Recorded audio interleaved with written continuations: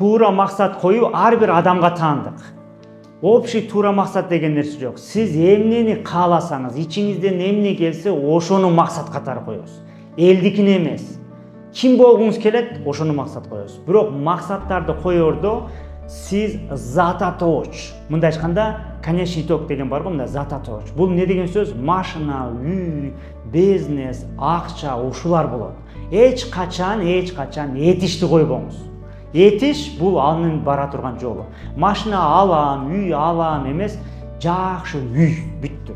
Алам деген бул этиш, бул максат болуп калат сизге. Ошон үчүн алам деген эмеге баштап атсаңыз, уже ал максат аткарылган болуп атат. Анткени ошого карай иштеп атасыз, ал этиштин ичине кирип калдыңыз. Ошон үчүн этиш бүткөндөн кийин конечно эмне кыласыз? Үй.